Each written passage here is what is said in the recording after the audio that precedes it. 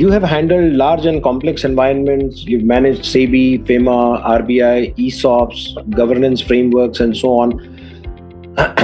In fast-growing organizations, how important is technology in ensuring continuity, audit readiness, and institutional memory? So if I talk about my IPO experience, so it started somewhere around 2015 when the SEBI LODR came into picture.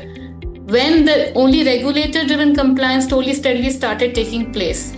Then after the post-COVID era, this happened that founder-driven companies are coming to picture, startups are coming to picture, they're coming up with an IPO.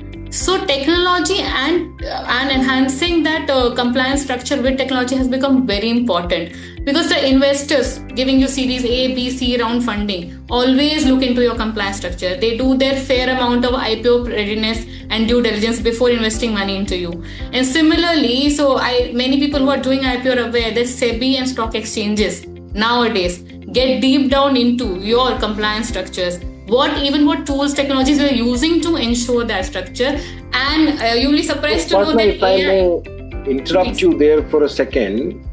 It's a very interesting point that you've made, that when these fundraisers are going on, when you're raising capital from the equity markets, there's a lot deeper scrutiny on your compliance.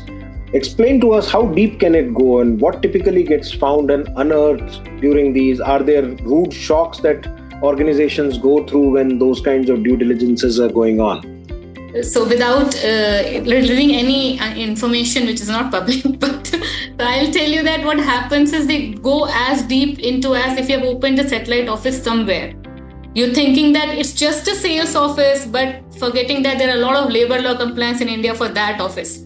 So do you have an SNE registrant? Do you have 10 employees? Have you created a POSH committee? Was there a complaint in that state? So what we do, we handle our registered office. We forget about small one shop of 4 seats we open. That kind of compliances they are getting into. And surprisingly, with what AI has done, they just put your document on any AI platform. And let me tell you, SEBI is using ChatGPT officially. They put the question and they put your document to that and they ask questions from that. So not only AI, your technology, you have to use it. There is no other way around. So company like now I can talk about I'm in a SaaS company. So there your data is very important. It's very interesting that you say that regulators, and we see this all the time, regulators are embracing technology like never before.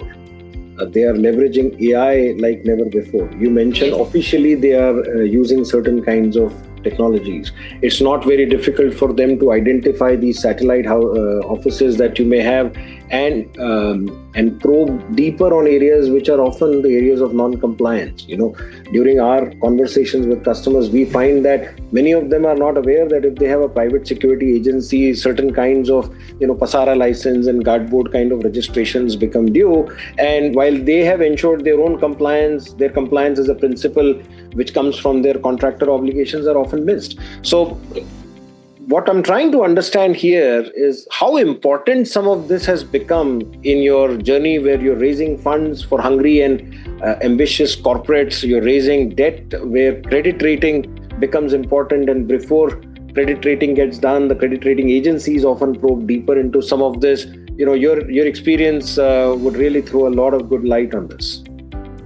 So the importance is as such that if you talk about IPO, really you are not able to file your document till you are 100% compliant, because your merchant bankers, their lawyers get deep dive into other than only companies act in SEBI compliances. So that level, you cannot file your document.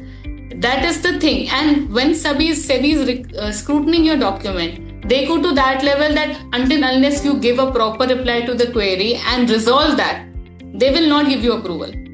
To the minute level of if you are mentioning that my company is AI company, they will go into that what is AI you are using, you explain what is AI you are using. So that kind of loose term technology which we were using before COVID or before a IPO boom came into. Now that is not very simple. If you say I am compliant into this, they will ask you show me your report, which tool you are using, derive a report. And manually, if you don't have a technology tool in place, how can I show that what compliance I have done? What is the proof? And as a company secretary also, I cannot sign that unless I have a comfort that yes, every department has done these compliances. And investors, if you're asking also about the investor level funding. So they do a complete due diligence deep down into your books, your board minutes, your legal agreements, your majority clients, your majority vendors.